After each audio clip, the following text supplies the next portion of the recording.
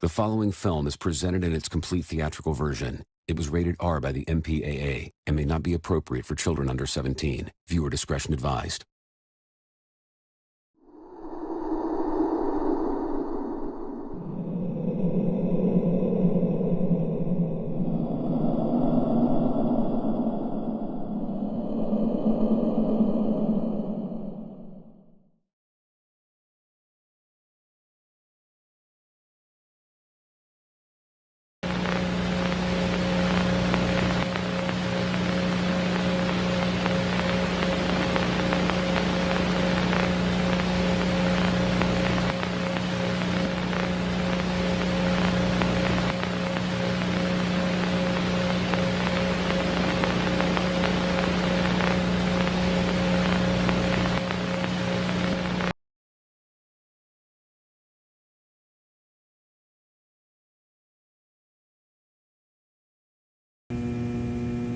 And now, from the WANE Channel 15 newsroom in Fort Wayne, Ronald Henry with evening news at 7. Good evening. These are tonight's headlines. Indiana has had reports of thousands of missing children, and it continues to plague the state, with the most recent one happening around 3 minutes ago.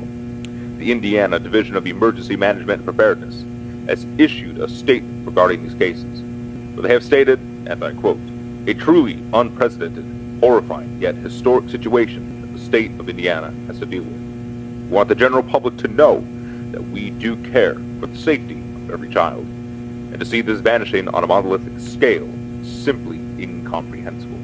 End quote.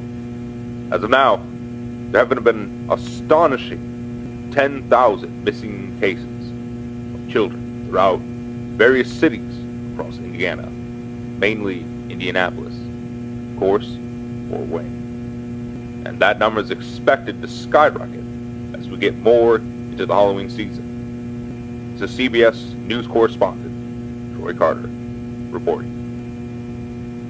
Parents and communities in devastation, and emergency services in damage control. Missing children across various Indiana cities now reaching the tens of thousands. As Halloween approaches, more and more parents, as well as Fort Wayne police, are more concerned than ever with the safety of their children. As well as a precaution, trick-or-treating has been canceled to hopefully stop further disappearances, although it is not guaranteed to be successful.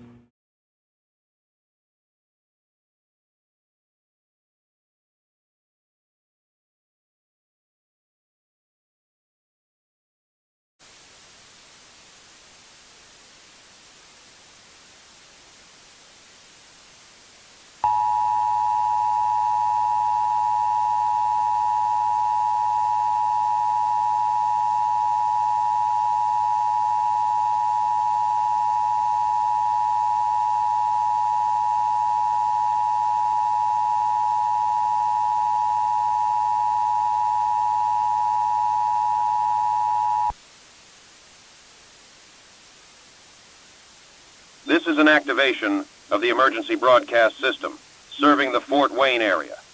An emergency has been declared due to a series of missing persons reports across Indiana.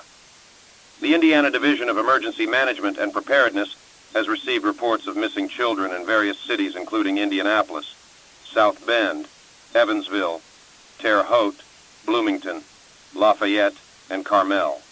The Indiana Division of Emergency Management and Preparedness is advising that you stay indoors, keep all entrances closed and blocked, and keep track of family and friends, especially children under the age of 17.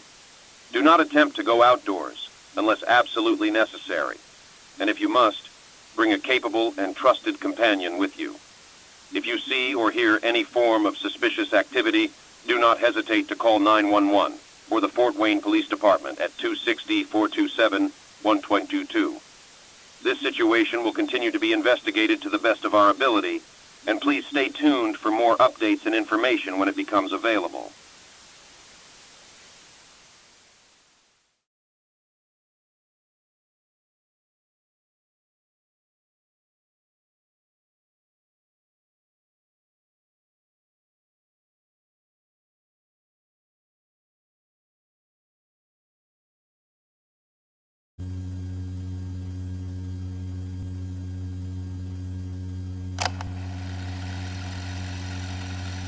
All right, so after consideration,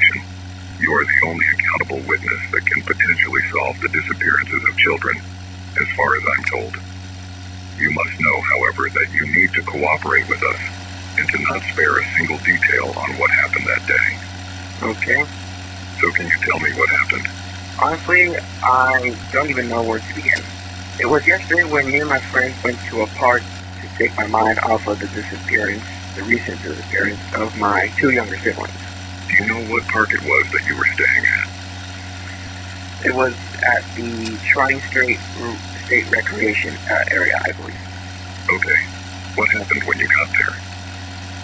So some time passed, and my buddy went to go to the bathroom. Just then I saw something bubbling slowly underneath the murky water. I went in closer to get a better look. But what I saw was just something just straight out of the depths of hell. Now, what I'll say is they come off as crazy, but I swear I'm not making any of this stuff up. In an instant, a creature that I can only describe as some human-fish hybrid thing jumped out of the water and tried to drop me in, but luckily I managed to escape. This human-fish hybrid, can you describe it a little more?